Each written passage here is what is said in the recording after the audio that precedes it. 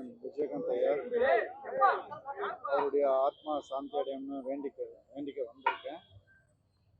எல்லாரும் நல்லா இருக்கணும்னு நினைக்கிற ஒரு உள்ளம் அவர். நாங்களும் அவர் எப்பவுமே நல்லா இருக்கணும்னு வேண்டிக்கிட்டே இருப்போம். இப்பவும் அதான் நினைக்கிறோம். அவர் ஆத்மா நல்லபடியாக சாந்தி அடையணும்.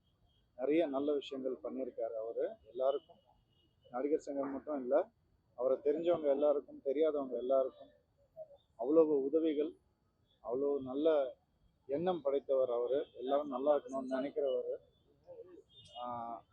அவர் இன்னைக்கு நம்ம இடையே இல்லைன்னு நினைக்கும் போது சங்கடமா இருக்கு.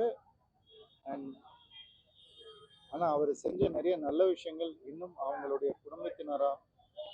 குடும்பத்துல இருக்கிற எல்லாருமே அதை கண்டினியூ பண்ணிட்டு இருக்காங்க. சங்கத்திலையும் கண்டிப்பா பண்ணுவோம், நடிகர் சங்கத்திலையும் கண்டிப்பா பண்ணுவோம் உறுதி எடுத்துக்கிறோம். நிச்சயமா அவர் நம்ம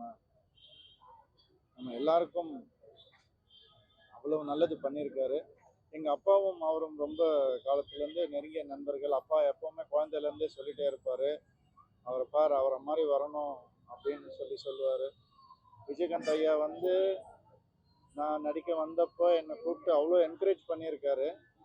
என்னன்னா, முதல்ல சொல்லுவார், உங்கள் அப்பாவை நல்லா தெரியும், அவர் மதுரைக்காரரு, நம்ம ஒரே ஊருக்காரங்க அப்படியெல்லாம் சொல்லுவார்.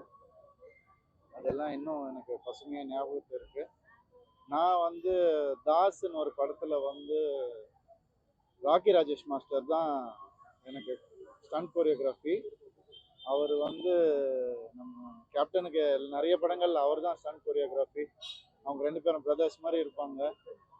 அவர் ஒரே நாள் எனக்கும் கேப்டன் ஐயாவுக்கும் ஒரே நாளில் ஷூட்டிங் இருந்தது, ஒரே லொக்கேஷனில். நான் மரியாதையாக போய் அவரை பார்க்கணும், ஆசீர்வாதம் வாங்கிக்கணும்னு போய் ஆசீர்வாதம் வாங்கினேன். அன்றைக்கி சொன்னார், ராக்கி சொல்லிச்சுப்பா, நம்மள மாதிரியே கிக்கெல்லாம் நல்லா பண்ணுறாமே, கால் நல்லா தூக்கி அடிக்கிறியாமே, இந்த வால் ஜம்ப் கிக்கெல்லாம் நல்லா பண்ணுறியாமேன்னு சொல்லி கூடயே உட்கார வச்சு ஒவ்வொன்றா சொல்லி கொடுத்தாரு எனக்கு. இன்னும் நல்லா ஸ்ட்ரெச்சிங் பண்ணு, இப்படி பண்ணு, அப்படி பண்ணுன்னு சொல்லி கொடுத்தாரு. நல்லா சாப்பிடு, நல்லா சாப்பிடு, உடம்ப பார்த்துக்கோ அப்படின்லாம் சொன்னார்.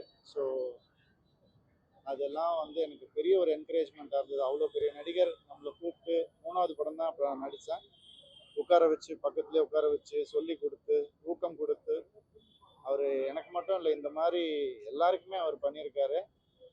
அவருடைய நல்ல எண்ணங்கள், அவருடைய நல்ல செயல்கள் எப்பவுமே தொடரும். எங்களால் முடிஞ்ச எல்லாத்தையும் நாங்கள் செய்வோம். அந்த நல்வழி பாதையில் போகணுன்ற ஆசை எங்களுக்கு எல்லாருக்குமே இருக்கு.